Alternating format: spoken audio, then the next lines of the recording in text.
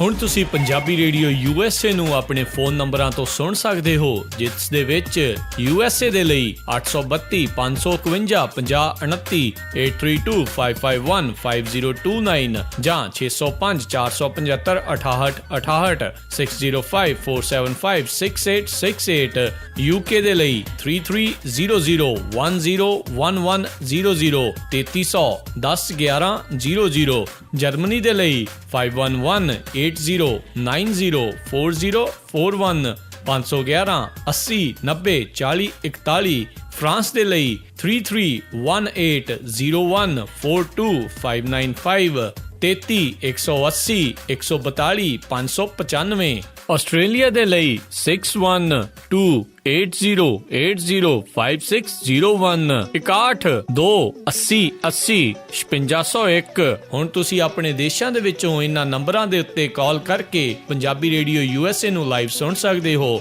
ਇਸ ਦੇ ਨਾਲ ਹੀ ਤੁਸੀਂ ਖਬਰਾਂ, ਖਬਰ ਤੇ ਨਜ਼ਰ, ਸਿਹਤ ਸੰਭਾਲ ਦਾ ਪ੍ਰੋਗਰਾਮ, ਨਾਨ ਸਟਾਪ ਪੰਜਾਬੀ ਗੀਤ, ਗੁਰਬਾਣੀ ਰੇਡੀਓ, ਸ਼੍ਰੀ ਦਰਬਾਰ ਸਾਹਿਬ ਜੀ ਦੇ ਹੁਕਮਨਾਮਾ ਸਾਹਿਬ ਦੀ ਵਿਆਖਿਆ ਪੰਜਾਬੀ ਅਤੇ ਅੰਗਰੇਜ਼ੀ ਦੇ ਵਿੱਚ, ਵੱਖ-ਵੱਖ ਗੁਰੂ ਘਰਾਂ ਦਾ ਸਿੱਧਾ ਪ੍ਰਸਾਰਣ, ਇਹ ਸਾਰਾ ਕੁਝ ਇਹਨਾਂ ਨੰਬਰਾਂ ਤੇ ਡਾਇਲ ਕਰਕੇ ਸੁਣ ਸਕਦੇ ਹੋ। ਜਾਂ ਸਾਡੀ ਵੈਬਸਾਈਟ www.punjabiradiousa.com ਤੇ ਵੀ ਸੁਣ ਸਕਦੇ ਹੋ। ਸੁਣਦੇ ਰਹੋ ਪੰਜਾਬੀ ਰੇਡੀਓ USA।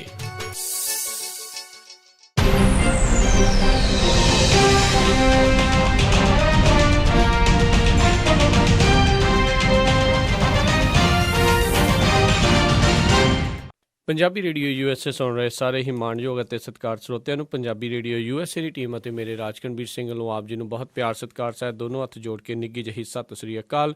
ਸਭ ਨੂੰ ਜੀ ਆਇਆਂ ਨੂੰ ਆਖਦੇ ਹਾਂ। ਸਰੋਤੇ ਪ੍ਰੋਗਰਾਮ ਖਬਰ ਤੇ ਨਜ਼ਰ ਲੈ ਕੇ ਹਾਜ਼ਰ ਹਾਂ।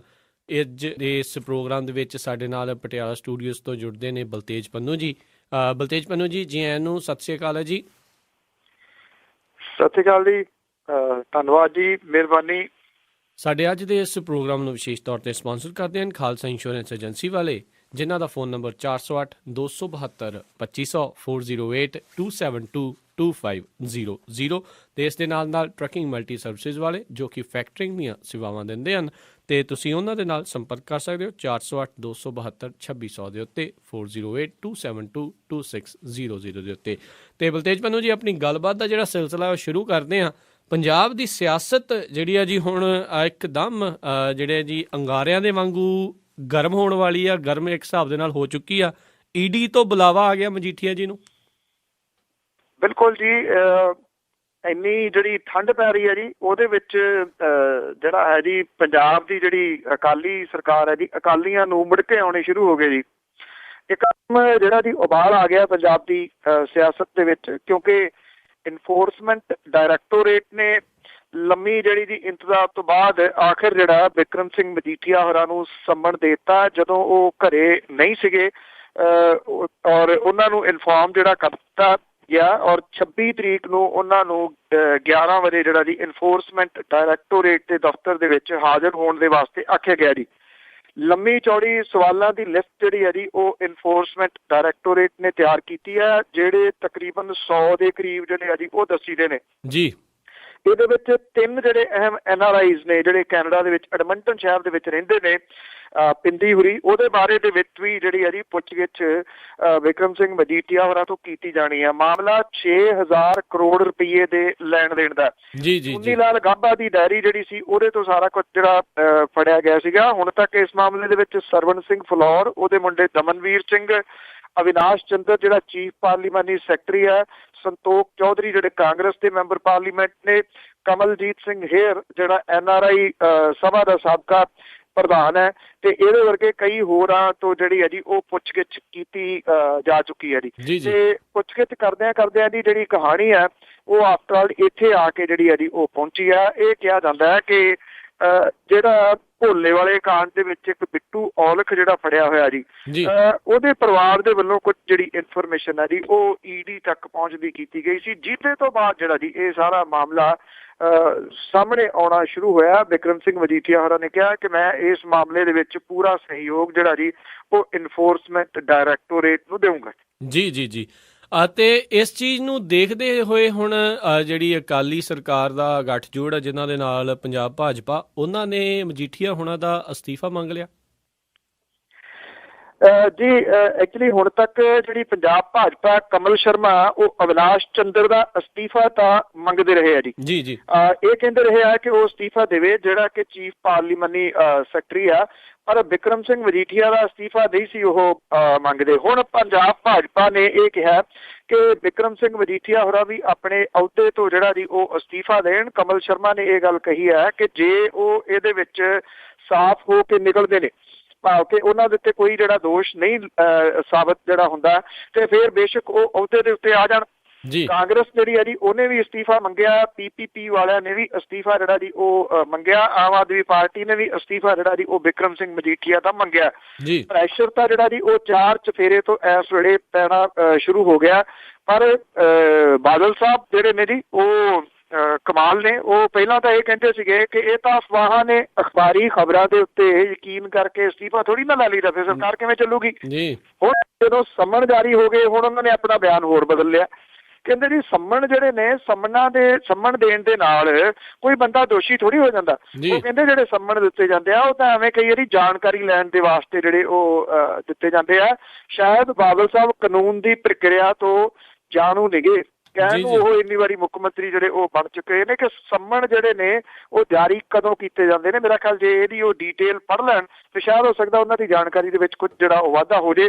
4 ਚੁਫੇਰੇ ਤੋਂ ਪ੍ਰੈਸ਼ਰ ਜਿਹੜਾ ਜੀ ਉਹ ਪੈ ਰਿਹਾ ਇਸ ਵੇਲੇ ਕਿ ਬਿਕਰਮ ਸਿੰਘ ਮਜੀਠੀਆ ਦਾ ਜਿਹੜਾ ਜੀ ਉਹ ਅਸਤੀਫਾ ਆਵੇ। ਦੇਖਦੇ ਜੀ ਕਿ ਸਰਕਾਰ ਜਿਹੜੀ ਆ ਉਹ ਕਿੰਨੀ ਕੁ ਘਿਰਦੀ ਆ। ਪਰ ਇਹਦੇ ਵਿੱਚ ਵੱਖਰੀ ਗੱਲ ਥੋੜੀ ਜਿਹੜੀ ਆ ਜੀ ਉਹ ਇਹ ਹੈ ਕਿ ਜਿਹੜੀ ਉਹਨਾਂ ਦੀ ਭਾਈਵਾਲ ਪਾਰਟੀ ਆ ਭਾਜਪਾ, ਉਹਨੇ ਹੁਣ ਅਸਤੀਫਾ ਜਿਹੜਾ ਜੀ ਉਹ ਮੰਗਿਆ, ਜਿਹੜੀ ਪਿਛਲੇ ਕੁਝ ਸਮੇਂ ਤੋਂ ਸ਼ਾਇਦ ਕਿਸੇ ਵੱਡੇ ਮੌਕੇ ਦੀ ਤਲਾਸ਼ ਦੇ ਵਿੱਚ ਸੀ। ਸੋ ਪੰਜਾਬ ਦੀ ਸਿਆਸਤ ਦੇ ਵਿੱਚ ਆਈ ਥਿੰਕ ਕੁਝ ਨਵਾਂ ਹੋਊਗਾ ਆਉਣ ਵਾਲੇ ਦਿਨਾਂ ਦੇ ਵਿੱਚ। ਜੀ ਨਗਰ ਨਿਗਮ ਦੀਆਂ ਚੋਣਾਂ ਤੋਂ ਪਹਿਲਾਂ ਕਾਫੀ ਜਿਹੜਾ ਜੀ ਇਸ ਦੇ ਵਿੱਚ ਤਬਦੀਲੀ ਜਿਹੜੀ ਹੈ ਦੇਖੀ ਜਾ ਸਕਦੀ, ਇੱਦਾਂ ਲੱਗ ਰਿਹਾ ਆ। ਤੇ ਹਰ ਇੱਕ ਦੀਆਂ ਜਿਹੜੀਆਂ ਅੱਖਾਂ ਰਹਿਣਗੀਆਂ ਤੇ ਜ਼ਰੂਰ ਆਪਣੇ ਸਰੋਤਿਆਂ ਨੂੰ ਪੰਜਾਬੀ ਰੇਡੀਓ USA ਦੇ ਉੱਤੇ ਲਗਾਤਾਰ ਇਸ ਕੇਸ ਦੇ ਉੱਤੇ ਤੇ ਬਾਕੀ ਵੀ ਸਿਆਸਤ ਦੇ ਪ੍ਰੋਗਰਾਮ ਦੇ ਵਿੱਚ ਖਬਰ ਦੇ ਨਜ਼ਰ 'ਚ ਤੁਹਾਨੂੰ ਦੱਸਦੇ ਰਹਾਂਗੇ।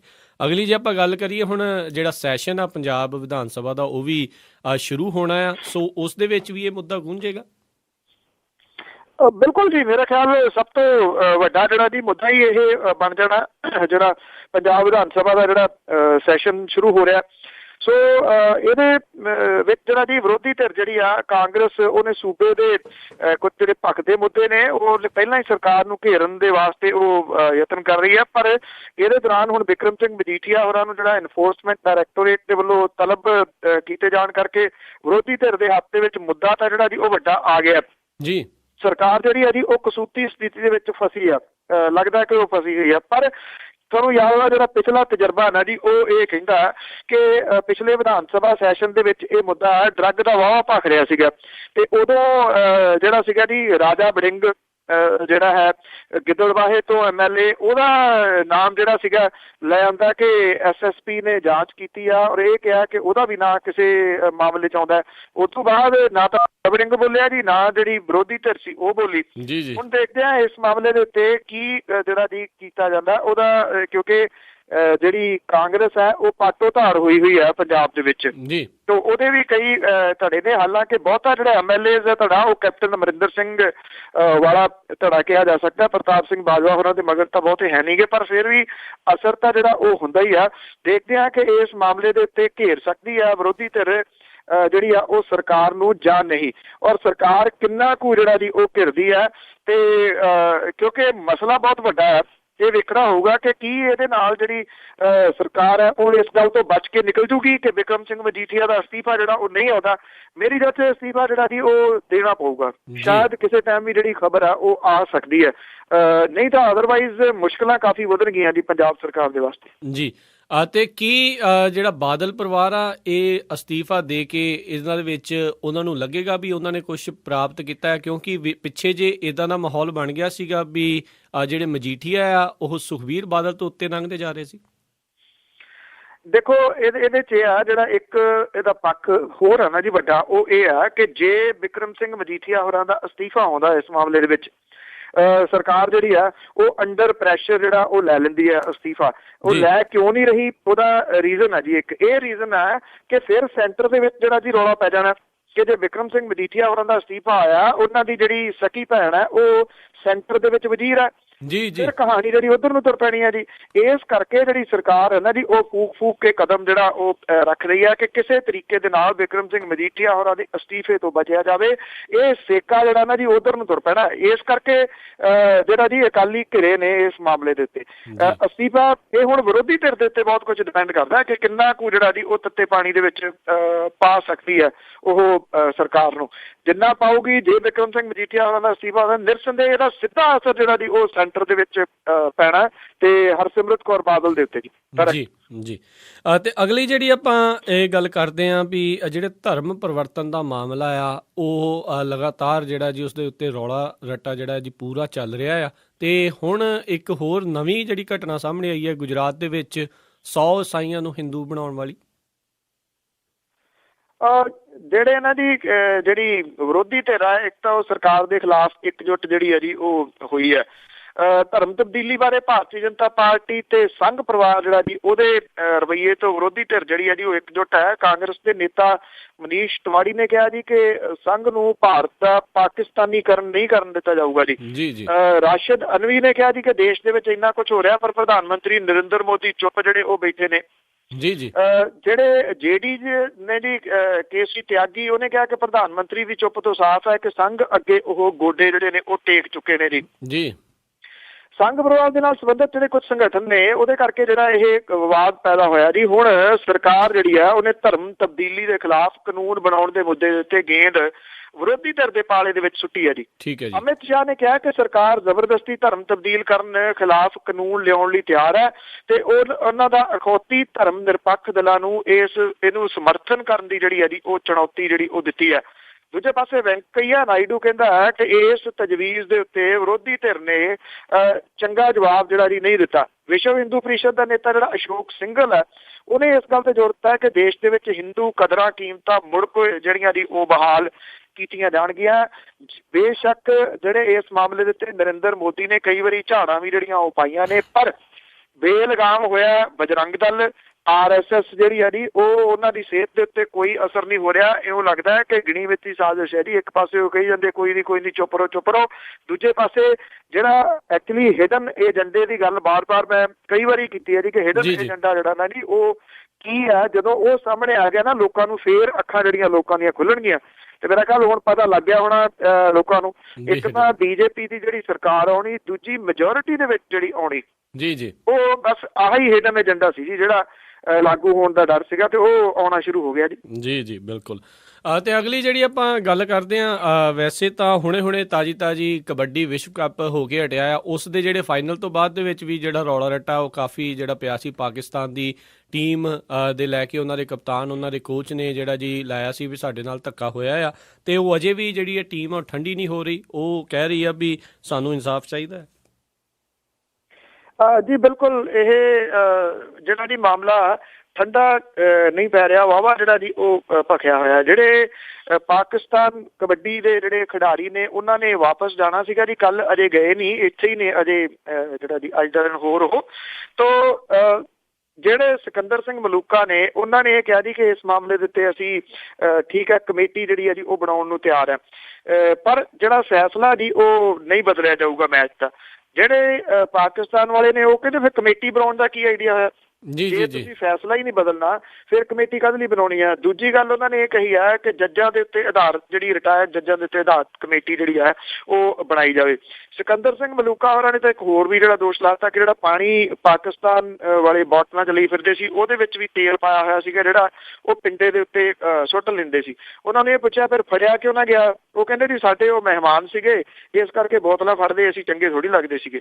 ਮਹਿਮਾਨ ਚੰਗੇ ਨੇ ਜੀ, ਜੇ ਤੁਸੀਂ ਹੁਣ ਜਿਹੜਾ ਜੀ ਉਹ ਲਾ ਰਹੇ ਹੋ ਦੋਸ਼, ਇਹ ਤਾਂ ਬੱਚਿਆਂ ਦੇ ਗਲੀਆਂ ਦੇ ਵਿੱਚ ਬੰਟੇ ਖੇਡਣ ਵਾਲੀਆਂ ਜਿਹੜੀਆਂ ਨੇ ਜੀ ਉਹ ਉਸ ਤਰੀਕੇ ਦੇ ਨਾਲ ਤਾਂ ਇੱਕ ਕਬੱਡੀ ਕੱਪ ਜਿਹੜਾ ਜੀ ਉਹ ਕਰਵਾਇਆ। ਤੋ ਮਾਮਲਾ ਅਜੇ ਵੀ ਜਿਹੜਾ ਜੀ ਉਹ ਸੁਲਝ ਨਹੀਂ ਰਿਹਾ। ਜਿਵੇਂ ਪਿੱਛੇ ਦੇ ਜਿਹੜਾ ਹੋਇਆ ਸੀਗਾ ਜੀ ਹਾਕੀ ਦਾ ਮੈਚ ਜਿਹਦੇ ਵਿੱਚ ਭਾਰਤ ਤੇ ਪਾਕਿਸਤਾਨ ਦੀਆਂ ਟੀਮਾਂ ਸੈਮੀਫਾਈਨਲ ਦੇ ਵਿੱਚ ਖੇਡੀਆਂ ਸੀਗੀਆਂ, ਪਾਕਿਸਤਾਨ ਨੇ ਉਹ ਮੈਚ ਜਿੱਤ ਲਿਆ ਪਰ ਦਿਲ ਜਿਹੜੇ ਉਹ ਭਾਰਤੀ ਲੋਕਾਂ ਨੇ ਜਿੱਤੇ ਸੀਗੇ, ਭਾਰਤੀ ਟੀਮ ਨੇ ਜਿੱਤੇ ਸੀਗੇ, ਸਿੰਪਥੀ ਉਹਨਾਂ ਵੱਲ ਸੀ। ਐਗਜ਼ੈਕਟਲੀ ਉਸੇ ਤਰੀਕੇ ਦੇ ਨਾਲ ਇੱਥੇ ਇਹ ਹੋਇਆ ਜੀ ਕਿ ਜਿਹੜਾ ਕੱਪ ਹੈ ਉਹ ਭਾਰਤੀ ਟੀਮ ਨੇ ਜ਼ਰੂਰ ਜਿੱਤ ਲਿਆ ਪਰ ਜਿਹੜੀ ਸਿੰਪਥੀ ਹੈ ਜਾਂ ਜਿਹੜੇ ਦਿਲ ਨੇ ਉਹ ਜਿਹੜੇ ਪਾਕਿਸਤਾਨੀ ਟੀਮ ਨੇ ਜਿਹੜੇ ਨੇ ਉਹ ਜਿੱਤੇ ਨੇ। ਮੈਕਸੀਮਮ ਲੋਕ ਜਿਹੜੇ ਨੇ ਜੀ ਉਹ ਸਪੋਰਟ ਕਰ ਰਹੇ ਨੇ ਉਹਨਾਂ ਦੀ ਕਿ ਉਹਨਾਂ ਦੇ ਨਾਲ ਜਿਹੜਾ ਜੀ ਧੱਕਾ ਹੋਇਆ ਇਹ ਕੋਈ ਸਪੋਰਟਸਮੈਨਸ਼ਿਪ ਜਿਹੜੀ ਹੈ ਜੀ ਉਹ ਨਹੀਂ ਹੈਗੀ ਕਿ ਇਸ ਤਰੀਕੇ ਦੇ ਨਾਲ ਤੁਸੀਂ ਜਿਹੜਾ ਨਾ ਜੀ ਉਹਨੂੰ ਜਿੱਤੋ। ਮੈਂ ਤਾਂ ਕੱਲ ਵੀ ਲਿਖਿਆ ਸੀਗਾ ਕਿ ਜੀ ਵੀ ਇਹ ਜਿਹੜਾ ਕਿਹੋ ਜਿਹਾ ਰਿਹਾ ਕੱਪ ਤੇ ਜਵਾਬ ਦੇਣ ਵਾਲਿਆਂ ਨੇ ਇਹ ਦਿੱਤਾ ਸੀਗਾ ਵੀ ਇਹ ਤਾਂ ਨਿਗਮ ਚੋਣਾਂ ਦੀ ਰਿਹਰਸਲ ਸੀ ਵੀ ਕਿੱਦਾਂ ਜਿੱਤਣੀਆਂ ਨੇ। ਜੀ ਜੀ ਜੀ ਤੇ ਅਗਲੀ ਜਿਹੜੀ ਆਪਾਂ ਗੱਲ ਕਰਦੇ ਹਾਂ, ਤਰਨਤਾਰਨ ਦੇ ਵਿੱਚ ਸੈਂਕੜੇ ਕਾਂ ਜਿਹੜੇ ਉਹਨਾਂ ਦੀ ਮੌਤ ਹੋ ਰਹੀ ਆ ਭੇਦ ਭਰੀ ਹਾਲਾਤਾਂ 'ਚ। ਦੇਖੋ ਜਿਹੜੀ ਮੈਂ ਇਹਨੂੰ ਥੋੜਾ ਜਿਹਾ ਡਿਫਰੈਂਟ ਐਂਗਲ ਤੋਂ ਇਸ ਪੱਖੋਂ ਦੇਖਦਾ ਜੀ, ਜਿਹੜੀ ਨੇਚਰ ਹੈ ਨਾ, ਦੇਖੋ ਬੰਦਾ ਉਨੀ ਦੇਰ ਤੱਕ ਜੀਂਦਾ ਰਹਿਣਾ ਜਿੰਨੀ ਦੇਰ ਤੱਕ ਨੇਚਰ ਹੈ। ਜੀ ਜੀ ਜੇ ਕੁਦਰਤ ਜਿਹੜੀ ਹੈ ਨਾ ਜੀ ਉਹ ਨਾ ਰਹੀ ਤਾਂ ਅਗਲਾ ਨੰਬਰ ਬੰਦੇ ਦਾ ਹੀ ਹੈ ਜੀ। ਜੀ ਜੀ ਜੀ ਜਿਹੜੀਆਂ ਬੱਤਕਾਂ ਜਿਹੜੀਆਂ ਨੇ ਚੰਡੀਗੜ੍ਹ ਦੇ ਵਿੱਚ ਜਿਹੜੀਆਂ ਉਹ ਮਾਰੀਆਂ ਗਈਆਂ, ਔਰ ਹੁਣ ਜਿਹੜੀ ਕਹਾਣੀ ਇਹ ਆ ਗਈ ਕਿ ਕਾਂ ਜਿਹੜਾ ਜੀ ਉਹ ਮਾਰੇ ਗਏ ਜੀ ਇੱਥੇ ਤਰਨਤਾਰਨ ਤੋਂ 20 ਕਿਲੋਮੀਟਰ ਦੂਰ ਪੈਂਦਾ ਪਿੰਡ ਬਗਿਆੜੀ। ਜੀ ਸੈਂਕੜੇ ਜਿਹੜੇ ਗਿਣਤੀ ਦੇ ਵਿੱਚ ਕਾਂ ਜਿਹੜੇ ਨੇ ਇੱਥੇ ਮਾਰੇ ਗਏ ਨੇ, ਔਰ ਜਿਹੜਾ ਜੀ ਇਹ ਨਹੀਂ ਪਤਾ ਲੱਗ ਰਿਹਾ ਕਿ ਕੀ ਇਹਦਾ ਰੀਜ਼ਨ ਆ ਜਿਹਦੇ ਕਰਕੇ ਇਹ ਕਾਂ ਜਿਹੜੇ ਉਹ ਮਰੇ ਨੇ। ਜਿਹੜੇ ਅਧਿਕਾਰੀ ਨੇ ਉਹ ਗਏ ਜ਼ਰੂਰ ਨੇ, ਔਰ ਕਾਂ ਜਿਹੜੇ ਨੇ ਉਹਨਾਂ ਦਾ ਵਿਸਰਾ ਜਿਹੜਾ ਜੀ ਉਹ ਜਾਂਚ ਦੇ ਵਾਸਤੇ ਭੇਜਿਆ ਗਿਆ। ਇਹ ਕੋਈ ਗੰਭੀਰ ਬਿਮਾਰੀ ਜਿਹੜੀ ਆ ਜੀ ਉਹ ਦੱਸੀ ਦੀ ਹੈ ਜਿਹੜੀ ਇਹਨਾਂ ਪੰਛੀਆਂ ਨੂੰ ਉੱਥੇ ਲੱਗ ਗਈ। ਬੇਸ਼ੱਕ ਇਹ ਬਰਡ ਫਲੂ ਦੇ ਨਾਲ ਜੁੜਿਆ ਹੋਇਆ ਮਾਮਲਾ ਤਾਂ ਨਹੀਂ ਹੈਗਾ ਜੀ, ਪਰ ਜਿਵੇਂ ਇੱਕ ਟਾਈਮ ਦੇ ਉੱਤੇ ਗਿਰਜਾਂ ਜਿਹੜੀਆਂ ਸਨ ਜੀ ਉਹ ਬਹੁਤ ਹੁੰਦੀਆਂ ਸਨ, ਗਿਰਜਾਂ ਤਕਰੀਬਨ ਖਤਮ ਹੋ ਗਈਆਂ।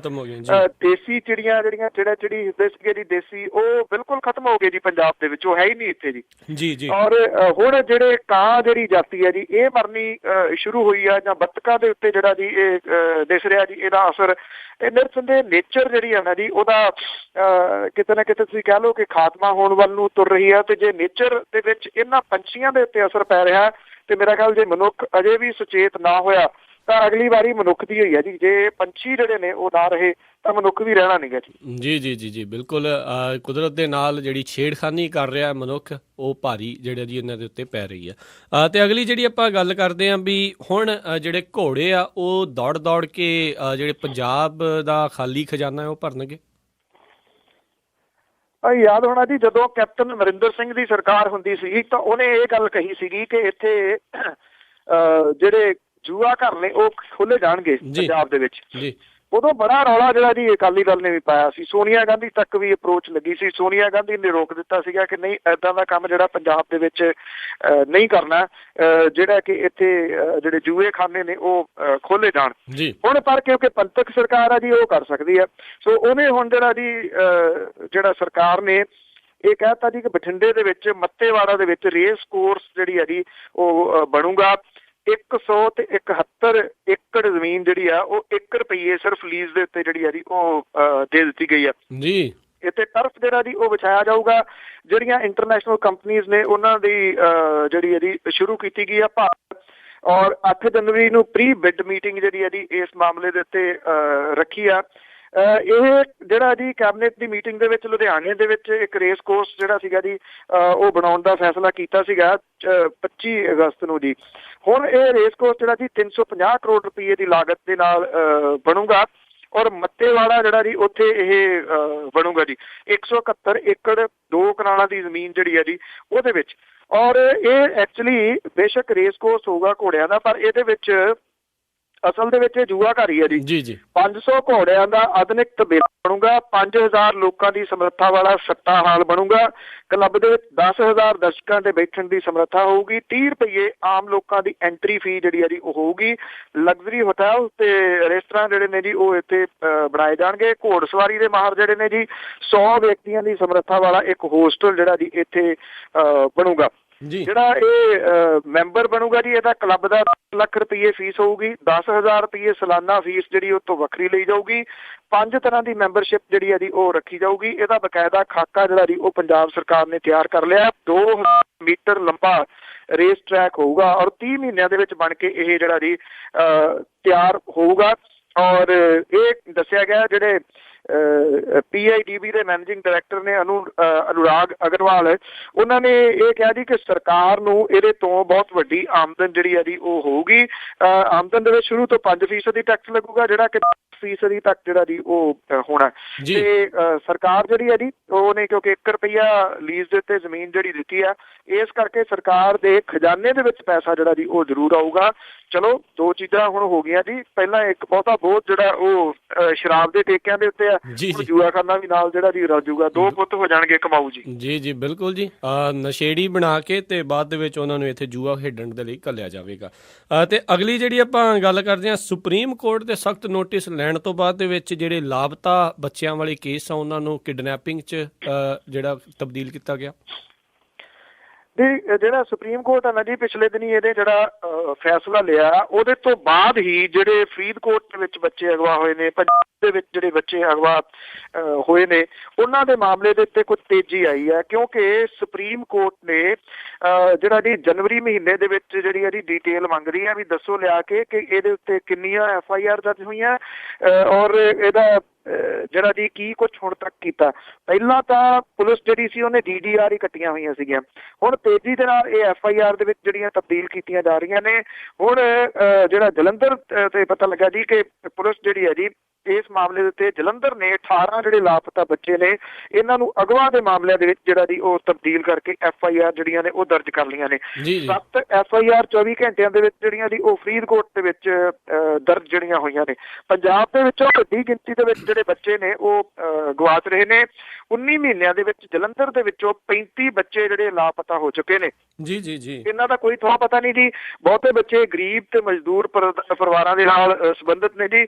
ਸ਼ੱਕ ਕੀਤਾ ਜਾਂਦਾ ਹੈ ਕਿ ਇਹ ਮਾਨਵ ਤਸਕਰੀ ਜਿਹੜੀ ਹੈ ਜੀ ਉਹਦਾ ਸ਼ਿਕਾਰ ਹੋ ਚੁੱਕੇ ਨੇ, ਗੁਆਂਢੀ ਸੂਬਿਆਂ ਦੇ ਵਿੱਚ ਜਿਹੜੇ ਉਹ ਭੇਜੇ ਜਾ ਚੁੱਕੇ ਨੇ, ਜਾਂ ਇਹ ਵੀ ਕਿਹਾ ਜਾ ਰਿਹਾ ਹੈ ਕਿ ਜਿਹੜੀ ਔਰਗਨ ਨੇ ਜੀ ਇਹਨਾਂ ਦੇ ਕੱਢ ਕੇ ਇਹਨਾਂ ਨੂੰ ਮਾਰ-ਮੂਰ ਵੀ ਦਿੱਤਾ ਜਾਂਦਾ ਜੀ। ਇਸ ਕਰਕੇ ਮਸਲਾ ਬੜਾ ਗੰਭੀਰ ਹੈ। ਪੁਲਿਸ ਜਿਹੜੀ ਹੈ ਉਹ ਇਸ ਮਾਮਲੇ ਦੇ ਉੱਤੇ ਕਰਦੀ ਕੱਖ ਨਹੀਂ ਸੀਗੀ ਜੀ। ਉਹਦਾ ਸ਼ਾਇਦ ਰੀਜ਼ਨ ਇਹ ਹੈ ਜੀ ਕਿ ਕੋਈ ਨਾ ਕੋਈ ਹੋਊਗਾ ਜੀ ਵੱਡਾ ਜਿਹੜਾ ਇਹਦੇ ਵਿੱਚ ਇਨਵੋਲਵ। ਇਸ ਕਰਕੇ ਹੁਣ ਸੁਪਰੀਮ ਕੋਰਟ ਜਿਹੜੀ ਹੈ ਜੀ ਉਹਦੀ ਵਜ੍ਹਾ ਤੇ ਇਹ ਸਾਰਾ ਕੁਝ ਦੁਬਾਰਾ ਫੇਰ ਸਾਹਮਣੇ ਆਉਣ ਦੇ ਆਸਾਰ ਜਿਹੜੇ ਦੀ ਉਹ ਬਣ ਗਏ ਨੇ। FIR ਦਰਜ ਹੋ ਗਈਆਂ ਤੇ ਖਾਸ ਤੌਰ ਦੇ ਉੱਤੇ ਜਿਹੜੀਆਂ ਇਹ ਲਾਪਤਾ ਹੋਣ ਦਾ ਮਾਮਲਾ ਸੀਗਾ ਜੀ ਉਹ ਕਿਡਨੈਪਿੰਗ ਦੇ ਵਿੱਚ ਬਦਲ ਦਿੱਤਾ। ਤਾਂ ਉਮੀਦ ਹੈ ਇਹਦਾ ਕੁਛ ਨਾ ਕੁਛ ਸਾਹਮਣੇ ਆਊਗਾ ਜੀ। ਜੀ ਜੀ ਜੀ ਬਿਲਕੁਲ। ਤੇ ਅਗਲੀ ਜਿਹੜੀ ਆਪਾਂ ਗੱਲ ਕਰੀਏ ਵੀ ਸਿਆਸੀ ਤੌਰ ਦੇ ਉੱਤੇ ਬਿਹਾਰ ਦੇ ਵਿੱਚ ਕੱਟੜ ਵਿਰੋਧੀ ਰਹੇ ਲਾਲੂ ਪ੍ਰਸਾਦ ਯਾਦਵ ਤੇ ਨਿਤਿਸ਼ ਕੁਮਾਰ ਆ, ਉਹ ਇਕੱਠੇ ਹੋ ਕੇ ਅਗਲੀਆਂ ਚੋਣਾਂ ਲੜਨਗੇ। ਲਾਲੂ ਤੇ ਨਿਤਿਸ਼ ਕੁਮਾਰ ਜਿਹੜੇ ਨੇ ਜੀ ਉਹ ਐਕਚੁਅਲੀ ਪਹਿਲਾਂ ਕਿਸੇ ਟਾਈਮ ਇਕੱਠੇ ਹੁੰਦੇ ਸੀਗੇ, ਫਿਰ ਨਿਤਿਸ਼ ਕੁਮਾਰ ਹੋਰੀ ਜਿਹੜੇ ਜੀ ਵਿਗੜ ਗਏ ਤੇ ਉਹ ਵੱਖਰੀ ਉਹਨਾਂ ਨੇ ਜਿਹੜੀ ਪਾਰਟੀ ਸੀਗੀ ਉਹ ਬਣਾ ਲਈ। ਉਹ ਵੱਖਰੀ ਪਾਰਟੀ ਬਣਾਈ ਔਰ ਉਹ ਬਿਹਾਰ ਦੀ ਰਾਜਨੀਤੀ ਦੇ ਵਿੱਚ ਬੜੀ ਤੇਜ਼ੀ ਦੇ ਨਾਲ ਫਿਰ ਜਿਹੜਾ ਜੀ ਉਹ ਉੱਭਰੇ। ਐਸਾ ਉੱਭਰੇ ਕਿ ਉੱਥੇ ਦੀ ਸਿਆਸਤ ਜਿਹੜੀ ਸੀ ਉਹਦੇ ਉੱਤੇ ਉਹ ਕਾਬਜ਼ ਹੋ ਗਏ। ਜੀ ਜੀ। ਔਰ ਕਾਬਜ਼ ਹੋਣ ਤੋਂ ਬਾਅਦ ਹੀ ਉਹਨਾਂ ਨੇ ਰਾਜ ਵੀ ਕੀਤਾ। ਬੇਸ਼ੱਕ ਹੁਣ ਉਹ ਮੁੱਖ ਮੰਤਰੀ ਜਿਹੜੇ ਆ ਉਹ ਨਹੀਂ ਹੈਗੇ, ਉਹਨਾਂ ਦਾ ਪਰ ਖਾਸ ਬੰਦਾ ਹੀ ਜਿਹੜਾ ਜੀ ਇਸ ਵੇਲੇ ਮੁੱਖ ਮੰਤਰੀ ਹੈ। ਪਰ ਹੁਣ ਜਿਹੜੇ ਬਦਲੇ ਹੋਏ ਹਾਲਾਤਾਂ ਦੇ ਵਿੱਚ ਜਿਹੜੇ ਲਾਲੂ ਪ੍ਰਸਾਦ ਯਾਦਵ ਜਾਂ ਨਿਤਿਸ਼ ਕੁਮਾਰ ਜਿਹੜੇ ਨੇ ਉਹ ਸਮਝਦੇ ਨੇ ਕਿ ਜੇ ਇਕੱਠੇ ਨਾ ਹੋਏ ਤਾਂ ਇਹਨਾਂ ਦੀ ਹੋਂਦ ਜਿਹੜੀ ਹੈ ਜੀ ਉਹਨੂੰ ਖਤਰਾ ਖੜਾ ਹੋ ਜਾਣਾ ਇਸ ਖਿੱਤੇ ਦੀ ਰਾਜਨੀਤੀ ਦੇ ਵਿੱਚ। ਔਰ ਪਿਛਲੇ ਦਿਨਾਂ ਤੋਂ ਜਿਹੜੀਆਂ ਖਬਰਾਂ ਆ ਰਹੀਆਂ ਸਨ ਕਿ ਜਿਹੜਾ ਜਨਤਾ ਪਰਿਵਾਰ ਹੈ ਉਹ ਇਕੱਠਾ ਹੋ ਸਕਦਾ, ਇਸੇ ਕਰਕੇ ਹੀ ਲਾਲੂ ਪ੍ਰਸਾਦ ਯਾਦਵ ਹੋਰਾਂ ਨੇ ਇੱਕ ਰਿਸ਼ਤੇਦਾਰੀ ਜਿਹੜੀ ਆ ਉਹ ਮੁਲਾਇਮ ਸਿੰਘ ਯਾਦਵ ਹੋਰਾਂ ਦੇ ਨਾਲ ਗੰਢੀ ਆ। ਲਾਲੂ ਪ੍ਰਸਾਦ ਹੋਰਾਂ ਦੀ ਧੀ ਤੇ ਮੁਲਾਇਮ ਸਿੰਘ ਯਾਦਵ ਦਾ ਪੋਤਰਾ ਜਿਹੜੇ ਜੀ ਉਹਨਾਂ ਦੀ ਮੰਗਣੀ ਪਿਛਲੇ ਦਿਨਾਂ ਦੇ ਵਿੱਚ ਹੋਈ ਆ। ਵਿਆਹ ਫਰਵਰੀ ਮਹੀਨੇ ਦੇ ਵਿੱਚ ਜਿਹੜਾ ਜੀ ਉਹ ਹੋਣਾ। ਤੋ ਇਹ ਸੰਦਰਭ ਦੇ ਵਿੱਚ ਇਹ ਕਿਹਾ ਗਿਆ ਸੀਗਾ ਕਿ ਜਨਤਾ ਪਰਿਵਾਰ ਦੇ ਇਕੱਠ ਦਾ ਜਿਹੜਾ ਮਾਮਲਾ ਜੀ ਉਹ ਲਾਲੂ ਪ੍ਰਸਾਦ ਯਾਦਵ ਤੇ ਨਿਤਿਸ਼ ਕੁਮਾਰ ਹੋਰਾਂ ਤੋਂ ਜਿਹੜਾ ਜੀ ਪਹਿਲਾਂ ਸ਼ੁਰੂ ਹੋਊਗਾ। ਤੋ ਦੋਵੇਂ ਹੁਣ ਜਿਹੜੇ ਨੇ ਜੀ ਉਹ ਸਿਆਸੀ ਤੌਰ ਦੇ ਉੱਤੇ ਅੱਜ ਤੋਂ ਜਿਹੜਾ ਜੀ ਉਹ ਇਕੱਠੇ ਹੋ ਰਹੇ ਨੇ ਔਰ ਇਕੱਠੇ ਹੋ ਕੇ ਇੱਕ ਨਵੀਂ ਰਾਜਨੀਤੀ ਦੀ ਸ਼ੁਰੂਆਤ ਜਿਹੜੀ ਹੈ ਜੀ ਉਹ ਭਾਰਤ ਦੇ ਵਿੱਚ ਕਰਨਗੇ। ਦੇਖਦੇ ਹਾਂ ਬਾਕੀ ਜਨਤਾ ਪਰਿਵਾਰ ਦੇ ਵਿੱਚੋਂ ਜਿਹੜੇ ਕਿੰਨੇ ਕੁ ਨੇ ਜਿਹੜੇ ਉਹਨਾਂ ਦੇ ਨਾਲ ਇੱਥੇ ਜਿਹੜੇ ਉਹ ਆਉਣਗੇ। ਉਮੀਦ ਹੈ ਕਿ ਉਹਨਾਂ ਨੂੰ ਹੁੰਗਾਰਾ ਜਿਹੜਾ ਜੀ ਮਿਲੂਗਾ, ਕਿਉਂਕਿ ਇਹ ਉਹ ਧਿਰਾਂ ਨੇ ਜੀ ਜਿਨ੍ਹਾਂ ਕੋਲੇ ਰਾਹ ਬਹੁਤਾ ਬਚਿਆ ਨੀਗਾ ਕਿ ਜੇ ਉਹ ਇਕੱਠੀਆਂ ਨਹੀਂ ਹੁੰਦੀਆਂ ਤੇ ਉਹਨਾਂ ਦੀ ਹੋਂਦ ਜਿਹੜੀ ਉਹ ਨਹੀਂ ਰਹਿਣੀ, ਉਹ ਖਤਰੇ ਦੇ ਵਿੱਚ। ਜੀ ਬਿਲਕੁਲ। ਅਤੇ ਅਗਲੀ ਗੱਲ ਜੇ ਆਪਾਂ ਕਰੀਏ ਪਾਕਿਸਤਾਨ ਦੇ ਵਿੱਚ, ਤਾਂ ਪਾਕਿਸਤਾਨ ਦੀ ਜਿਹੜੀ ਸਰਕਾਰ ਆ ਤੇ ਫੌਜ ਆ ਉਹ ਲਗਾਤਾਰ ਜਿਹੜੇ ਤਾਲਿਬਾਨੀ ਆ ਉਹਨਾਂ ਦੇ ਉੱਤੇ ਹਮਲੇ ਵੀ ਕਰ ਰਹੇ ਆ ਤੇ 4 ਜਾਣਿਆਂ ਨੂੰ ਫਾਂਸੀ ਦੇਣ ਦੀ ਜਿਹੜੀ ਖਬਰ ਆ ਰਹੀ ਆ ਜਿਨ੍ਹਾਂ ਨੇ ਮੁਸ਼ਰਫ ਦੇ ਉੱਤੇ ਹਮਲਾ ਕੀਤਾ ਸੀ। ਜੀ ਬਿਲਕੁਲ ਜੀ, ਇਹ 4 ਪਾਕਿਸਤਾਨੀ ਸੀਗੇ ਜਿਨ੍ਹਾਂ ਨੂੰ ਮੌਤ ਦੀ ਸਜ਼ਾ ਹੋਈ ਹੋਈ ਸੀ, ਕਿਉਂਕਿ ਮੌਤ ਦੇ ਉੱਤੇ ਪਾਬੰਦੀ ਸੀਗੀ। ਜਦੋਂ ਪਿਛਲੇ ਦਿਨਾਂ ਦੇ ਵਿੱਚ ਪ੍ਰਧਾਨ ਮੰਤਰੀ ਨਵਾਜ਼ ਸ਼ਰੀਫ ਉਹਨਾਂ ਨੇ ਲਾਹਤੀ ਤਾਂ ਹੁਣ ਬੜੀ ਤੇਜ਼ੀ ਦੇ ਨਾਲ ਜਿਹੜੀ ਹੈ ਨਾ ਜੀ ਇਹ ਮੌਤ ਦੀਆਂ ਸਜ਼ਾਵਾਂ ਜਿਹੜੀਆਂ ਉਹ ਚੱਲ ਰਹੀਆਂ ਨੇ। ਪਾਕਿਸਤਾਨ ਸਰਕਾਰ ਨੇ ਇਸ ਹਫ਼ਤੇ ਦੇ ਸ਼ੁਰੂ ਦੇ ਵਿੱਚ ਇਹ ਫੌਜ ਹਟਾਈ ਸੀਗੀ ਜੀ। ਜ਼ੁਬੈਰ ਅਹਿਮਦ, ਰਸ਼ੀਦ ਕੁਰੈਸ਼ੀ, ਗੁਲਾਮ ਸਰਵਰ ਭੱਟੀ ਤੇ ਅਖਲਾਕ ਅਹਿਮਦ ਨੂੰ ਫਾਂਸੀ ਜਿਹੜੀ ਹੈ ਉਹ ਦਿੱਤੀ ਗਈ ਹੈ। ਇਹਨਾਂ ਦੇ ਉੱਤੇ ਸਾਬਕਾ ਰਾਸ਼ਟਰਪਤੀ ਪਰਵੇਜ਼ ਮੁਸ਼ਰਫ ਦੇ ਉੱਤੇ ਹਮਲੇ ਦੇ ਦੋਸ਼ ਦੇ ਵਿੱਚ ਫਾਂਸੀ ਦੀ ਸਜ਼ਾ ਜਿਹੜੀ ਉਹ ਸੁਣਾਈ ਗਈ ਸੀਗੀ।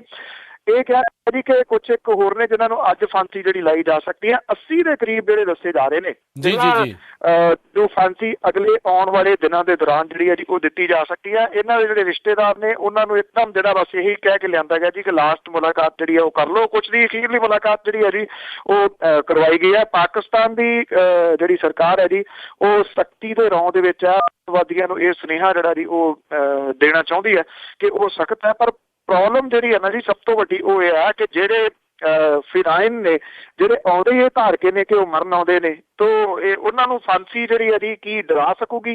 ਇਹ ਸਵਾਲ ਹੈ ਜੀ ਆਪਣੇ ਆਪ 'ਚ। ਜੀ ਬਿਲਕੁਲ।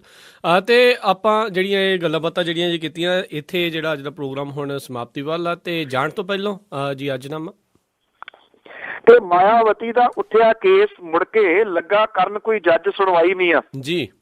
ਮਾਇਆਵਤੀ ਦਾ ਉੱਠਿਆ ਕੇਸ ਮੁੜ ਕੇ ਲੱਗਾ ਕਰਨ ਕੋਈ ਜੱਜ ਸੁਣਵਾਈ ਮੀਆਂ, ਕੇਸ ਬੁੱਤਾਂ ਦਾ ਉਹੋ ਹੀ ਨਿਕਲਿਆ ਹੀ ਜਿਹੜੇ ਜਾਂਦੀ ਸੀ ਥਾਂ ਥਾਂ ਲਾਈ ਮੀਆਂ ਜੀ। ਦਿੱਤਾ ਲੋਕਾਂ ਨੇ ਜਿਹੜਾ ਸੀ ਟੈਕਸ ਉੱਥੇ ਉੱਤ ਲਾਉਂਦੀ ਸੀ ਗਈ ਉਡਾਈ ਮੀਆਂ, ਬਦਲੀ ਰਾਜ ਸੀ ਹਾਲਾਤ ਤੋਂ ਜਾਪਦਾ ਹੀ ਸੌਖੀ ਜਾਣੀ ਨਾ ਗੱਲ ਤਿਲਕਾਈ ਮੀਆਂ ਜੀ। ਕੋਈ ਨਾ ਜਾਣਦਾ ਕੱਲ ਕੀ ਹੋਣ ਵਾਲਾ, ਕੋਈ ਵੀ ਪੈਂਤੜਾ ਕੇਸ ਇਹ ਲੈ ਸਕਦਾ ਜੀ। ਕੋਈ ਨਾ ਜਾਣਦਾ ਕੱਲ ਕੀ ਹੋਣ ਵਾਲਾ, ਕੋਈ ਵੀ ਪੈਂਤੜਾ ਕੇਸ ਇਹ ਲੈ ਸਕਦਾ। ਜਿੱਦਾਂ ਲਾਲੂ ਚਟਾਲੇ ਨਾਲ ਹੋਈ ਸੀਗੀ ਉਹਨਾਂ ਵਰਗਾ ਸਿਆਪਾ ਵੀ ਪੈ ਸਕਦਾ ਹੈ। ਬਹੁਤ ਬਹੁਤ ਤੁਹਾਡਾ ਧੰਨਵਾਦ ਬਲਤੇਜ ਪੰਨੂ ਜੀ, ਤੁਸੀਂ ਸਾਡੇ ਨਾਲ ਜੁੜੇ, ਇਹ ਜਿਹੜੀਆਂ ਗੱਲਾਂ ਬਾਤਾਂ ਖਬਰਾਂ ਸਾਡੇ ਤੱਕ ਸਾਡੇ ਸਰੋਤਿਆਂ ਤੱਕ ਸਾਂਝੀਆਂ ਕੀਤੀਆਂ। ਬਹੁਤ ਸ਼ੁਕਰੀਆ। ਅਗਲੇ ਬੁਲੇਟਿਨ ਤੱਕ ਲਈ ਸਤਿ ਸ੍ਰੀ ਅਕਾਲ। ਧੰਨਵਾਦ ਜੀ, ਮਿਹਰਬਾਨੀ ਜੀ, ਸਤਿ ਸ੍ਰੀ ਅਕਾਲ। ਤੁਸੀਂ ਸੁਣ ਰਹੇ ਸੀ ਜੀ ਆਪਾਂ ਇਹ ਅੱਜ ਦਾ ਪ੍ਰੋਗਰਾਮ ਖਬਰ ਤੇ ਨਜ਼ਰ। ਅੱਜ ਦਾ ਪ੍ਰੋਗਰਾਮ ਹੁਣ ਇੱਥੇ ਹੀ ਸਮਾਪਤ ਹੈ। ਅਗਲੇ ਬੁਲੇਟਿਨ ਦੇ ਵਿੱਚ ਆਪ ਸਭ ਨੂੰ ਫਿਰ ਮਿਲਾਂਗੇ। ਉਦੋਂ ਤੱਕ ਲਈ ਮੈਨੂੰ ਰਾਜਕਰਮਵੀਰ ਸਿੰਘ ਨੂੰ ਇਜਾਜ਼ਤ ਦਿਓ। ਮੇਰੇ ਵੱਲੋਂ ਵੀ ਆਪ ਜੀ ਨੂੰ ਬਹੁਤ ਪਿਆਰ ਸਤਿਕਾਰ ਸਹਿਤ ਦੋਨੋਂ ਹੱਥ ਜੋੜ ਕੇ ਨਿੱਕੀ ਜਿਹੀ ਸਤਿ ਸ੍ਰੀ ਅਕਾਲ। ਜਿਉਂਦੇ ਵਾਸਤੇ ਰਹੋ, ਹੱਸਦੇ ਖੇਲਦੇ ਰਹੋ, ਸੁਣਦੇ ਰਹੋ ਪੰਜਾਬੀ ਰੇਡੀਓ USA।